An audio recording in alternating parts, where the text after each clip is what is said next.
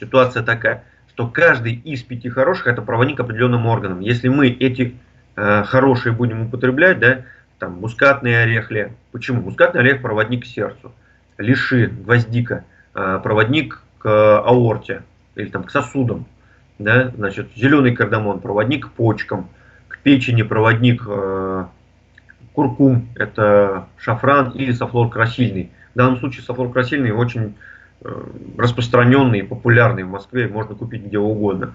Вот. Черный кардамон сложнее, к сожалению.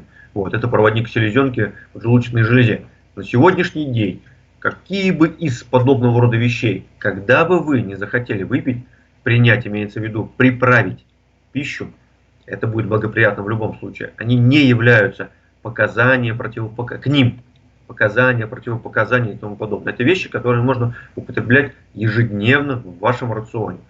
Когда говорят о 6 хороших, к сожалению, вот там 6-й хорошее, это бамбуковая манна, да, вы ее нигде не найдете, естественно, как заменитель является каолин, белая глина ли ее называют, но это по сути это гипс. Вот. Никому в голову не придет приправлять, предположим, пищу, да, гипсом. Но это не серьезно, это глупости. Вот. Поэтому у нас получается 5 хороших, о которых мы говорим. Единственное, можно к этой 6-м хорошим добавить туда корицу, потому что она является также одна из неплохих приправ, которая будет контролировать так называемый холодный ветер. К тому же корицу в свое время использовали по непонятной мне причине вместо соли. И у нее в тибетской традиции написано соленое дерево. Ну да. Вот так вот необычно они когда-то называли ее. Не знаю, конечно, надо все проверять, смотреть там и так далее. Вот. Поэтому 5 хороших, о которых идет речь, это шафран, черный, зеленый кардамон. Шафран имеется в виду сафлор-красильный, да, лиши гвоздика и дзати, мускатный орех. Это вещи, которые будут полезны практически всегда. Всегда практически есть. Всегда. То есть можно сделать в равных частях, да, получается, в равных частях Конечно, сделать, да. смолоть Одинаковое кофемолки. количество собираете, засыпаете в это. Сейчас мельницы продаются в Икее, да, такие. Вы туда можете. Самое главное, это то, что условно грубо перемолоть нужно будет. Потому что если вы бросите просто туда орех, например, мускатный, конечно, мельница его не возьмет. То есть он будет просто шелудиться там туда-сюда. Вот. Нужно его грубо перемолоть, что-то закинуть и все. Ну, я обычно нарезаю. Я вот так делаю. И получится свежемолотый. Вот спасибо за совет, да. Будет именно свежемолотые, мелко свежемолотые, да. Я вам даже больше скажу, что не покупайте в пачках. Вот, как бы меня там кто-то сейчас не заругал, да, там. Да, молотые уже. Не обвинили меня в анафеме. Почему? Дело в том, что когда вы покупаете в пачках перемолотый тот или иной продукт, он сухой. Например, мускатный орех, предположим, мускатный орех, он жирный. Вот если вы возьмете мускатный орех и сами его режете, он жирный, у вас на руках будет оставаться масло. Однако, если пакет будет масляный. Да, если вы купите в пачке, из пачки откроете, он будет сухой. Он потерял свой цвет. Почему? При перемолке температура такая, что он просто выжигается. Все его масло просто исчезает, он умирает, погибает, он теряет свои свойства. Поэтому только настоящий орех, только в орехи, ножичком нарезаете, закрываете в мельницу и с мельницы уже высыпаете. Это идеальный вариант. Все остальное, я не доверяю мелкой перемолотой пыли, которую продают в пакетах. Понятно. Там еще и антислеживатели добавляют и всякие штучки. В том числе, конечно, еще и химия какая-то, конечно. Тут целый плод, и ты знаешь. То есть, в принципе, да, я с тобой согласен, все можно по запросу найти в интернете, в общем-то, не так дорого, в общем-то, и черный кардамон тоже, в принципе. Конечно. Индийские специи. Он проводник как раз к селезенке и поджелудочной железе. Черный кардамон. Это называют. Как раз можно использовать межсезонье, если говорить об этом, да? Имеет это по пульсовой диагностике? Да. Межсезонью, да. Да. А вообще его можно использовать в любой промежуток времени для людей, которые страдают проблемами с поджелудочной железой. Независимо от сезона, ни от чего. Просто нужно, для них это обязательное условие. Я всем рекомендую. Если у вас есть проблемы с поджелудочной железой, да, и селезенкой, просто пейте отвар кардамона черного, аммониума. Независимо от сезона, абсолютно.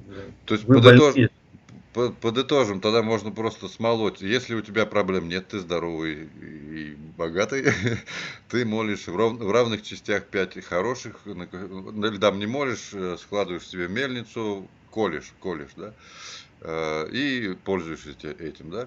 Конечно. Если, допустим, ты с проблемами сердца, скажем, вздыхаешь там или что-то, да, то ты можешь добавить побольше мускатного ореха, да.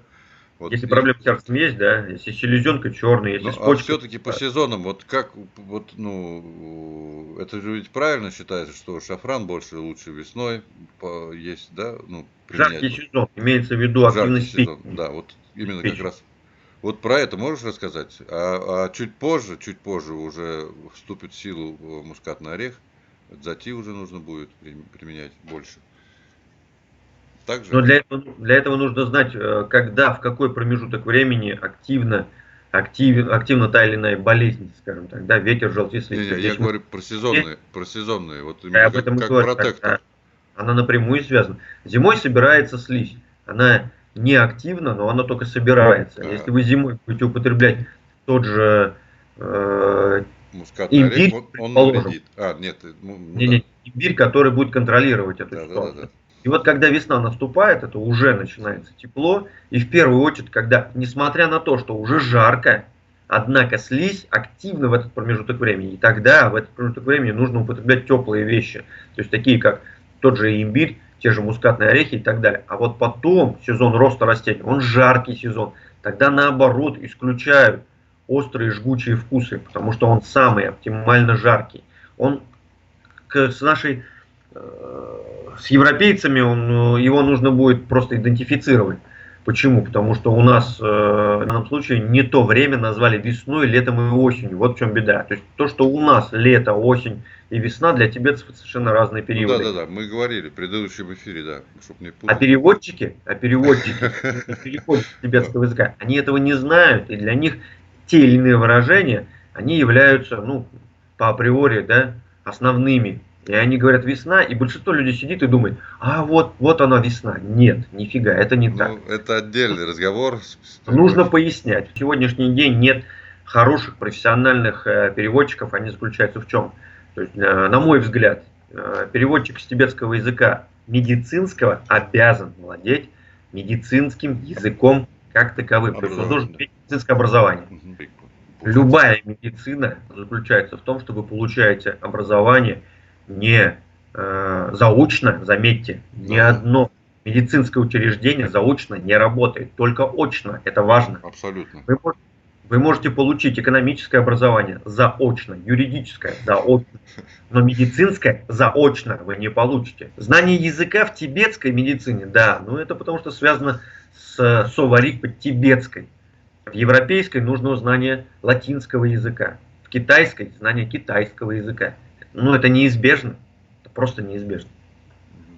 А как бы вы, чем бы вы ни занимались, вам приходится знать греческая медицина, ну, греческая это та же латынь, да, ну, Европа все та же, это все на латыни, абсолютно все. Из моих работ в интернете, она так и называется, да, неточности и ошибки в переводе души. Огромное количество, к сожалению, огромное количество ошибок. Причем люди, которые в интернете пишут какие-то свои статьи, рассказывают что-то, опираются на ошибочный перевод и с пеной у рта что-то там пытаются доказать. Я видел несколько таких вариантов. Это знакомая ситуация, Алексей. Меня прям это всегда веселило, я улыбался. Ну а что сделаешь? Ну вот так вот люди думают, что перевод джудши на сегодняшний день является основным, да, и там стопроцентным. Это не так. Поэтому стремление вот нашего канала, в том числе, дать не какие-то тонкие узкие знания, ну вот, а как бы рекомендации вот обобщающие, что ли. Поэтому я все время и спрашиваю про вкусы, про там образ жизни. Я не говорю, видишь, мы не классифицируем продукты, потому что, ну, это вообще тоже нереально. Каждый человек должен по-своему определять, какое у него там яблоко на сегодняшний день, да. То есть сорванное в ноябре с дерева, да, свежесорванное, зеленое, кисло-сладкое, или в мартовское, которое в пятерочке пролетело. Можем, да. Мне кажется, вот про того, который ты спрашиваешь, да, вот он каждый должен сам анализировать, каждый должен стать как бы вот таким вот наблюдателем-анализатором. Должен. Ну, к сожалению, пока чтобы тоже быть этому. здоровым. Меня сейчас видно, да, в эфире? Меня же видно? Да, да, да, все видно. Вот смотрите, здесь задают вопрос, вот Кирилл Фионин, да, он говорит, у Бадмаева неточный с ошибками перевод Джучи, и Егор там ему отвечает, что у Бадмаева Да. не полный. Вот вам, чтобы вы понимали, да, вот моя работа по Бадмаеву, смотрите, все, что, если вы видите, да, все, что зачеркнуто, это все ошибочно. Да, Алексей, можно дальше не обращай внимания на комментарии, я их озвучу. Пока Слушай, не ну, будет нового перевода. э, и мы можем выложить это все у нас обратно же на канале, чтобы ты... У меня даже темы есть подходящие, Алексей, из четвертой тантры, если так можно сказать. Вот. Мы попозже с тобой пообщаемся на эту тему. Потому что высокий – это слизь, средний – это желчь, маленький – это ветер. Это с чего надо Если, начинать? Вот если первое. маленький, толстый, пожалуйста, это ветер, слизь, пожалуйста. Но это ни о чем. А люди почему-то по априори, раз высокий и худой, значит это ветер. Это не так. Это не так. Ну, давай Поэтому раскроем тему просто. Ты хорошо говоришь о том, что есть болезни, а есть типы тела, да? Вот да, все да, путают, да. Так вот, рождаются они с типом тела, а болезни приходят к врачу. Вот это. другое, да. Болезнь уже меняет сам тип тела. То есть ты родился одним видом, а потом за ситуацией болезни, из-за болезни ты меняешь тип тела. Вот в чем дело. И это совершенно разные вещи. Мы рождаемся с определенным типом, но этот тип, тип рождения так называемый, его может установить только лечащий врач, которого в Тибете, ну так называемый семейный врач.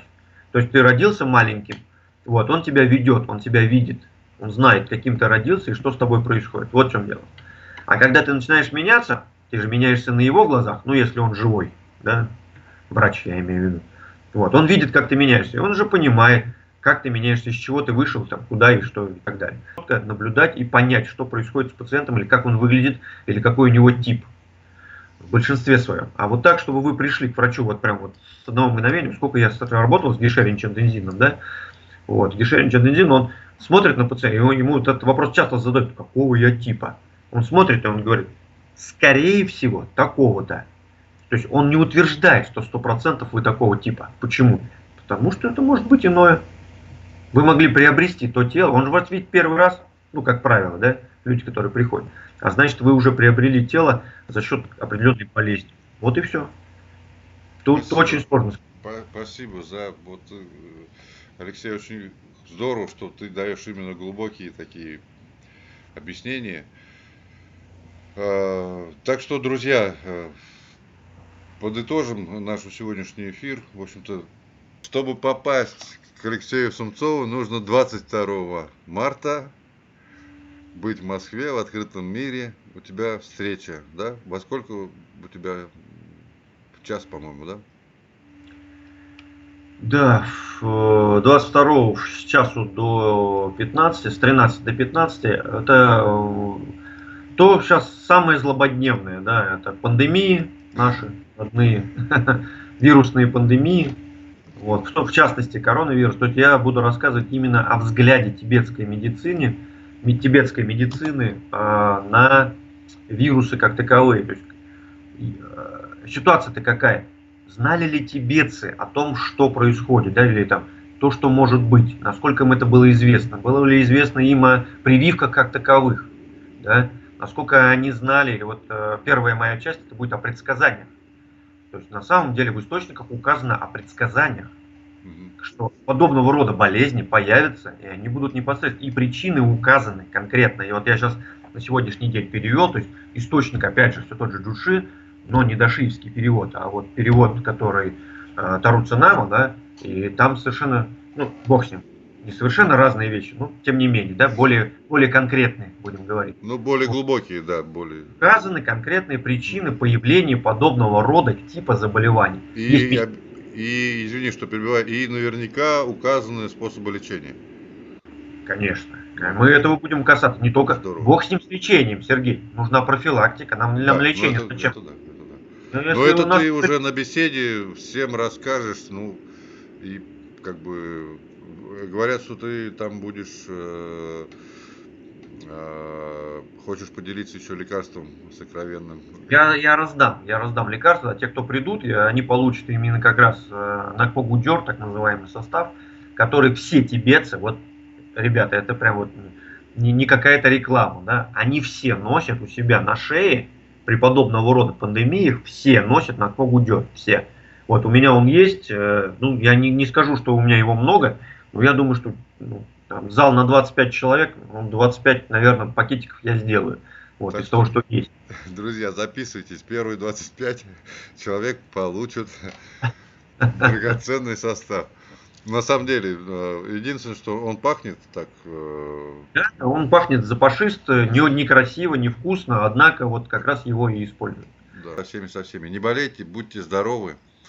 И Заботьтесь о себе, конечно. да, ждем вас в субботу, в следующую субботу в 19:00 по Москве. И также не забывайте, 22 марта откладывайте все свои дела. 22 марта обязательно открытый мир, улица Павловская, дом 18.